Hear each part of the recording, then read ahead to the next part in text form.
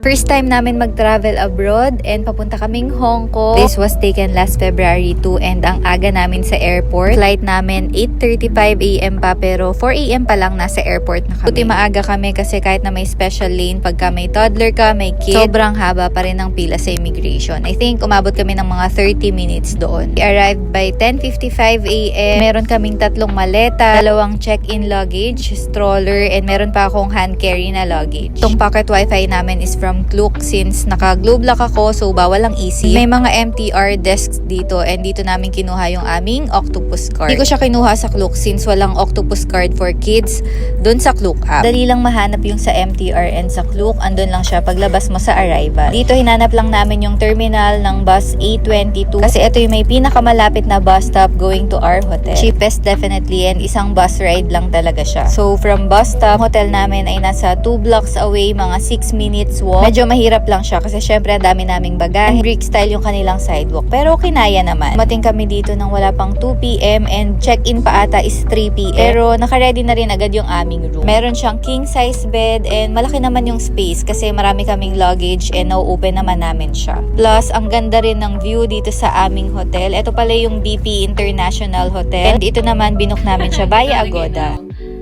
It's officially our first day.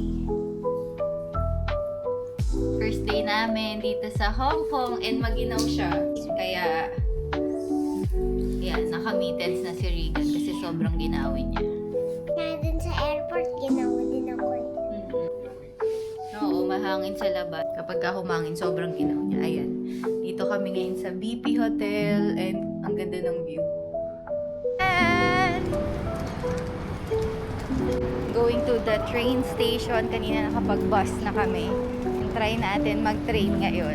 Itong Jordan pala yung malapit na station sa amin. At papasok sa station, wala tong lift, walang ramp. Pero kapag interchange naman ng mga trains, papunta sa mismong train, meron namang lift. So, meron talagang mga train station na hindi stroller-friendly or disabled-friendly. Headed to Mongkok pala kami since nakapahinga na kami and papunta kami sa Sneaker Street. Tinry namin tong milk tea kasi binubrew talaga siya and ang sarap. Lapit lang itong Mongkok sa amin and sobrang dami talagang pagpipilian. Pero yung iba, honestly, kapag nag-sale dito sa Philippines, halos same price lang. Dito na kami nag-dinner sa Mongkok dito sa Cafe Decora. Madami yung serving nila and na-take out ko yung food namin ni Riga. Inuwi ko na lang din para makapahinga na kami sa hotel. And then going back to the hotel, nag-bus lang din ulit kami. And honestly, ito yung gusto ko kapag ka nagta-travel abroad. Maayos na public transport kasi definitely mas mapapamahal kami kung magta-taxi kami or mag-Uber kami. Across our hotel, meron siyang welcome na grocery store. So, nakabili kami ng milk, ng water. And malaking tipid siya compared sa 7-Eleven. Plus, nakakabili kami ng fresh fruit.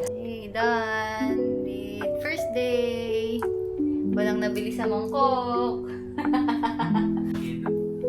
Na nabili si Russell. Ang ganda ng view lalo pag gabi.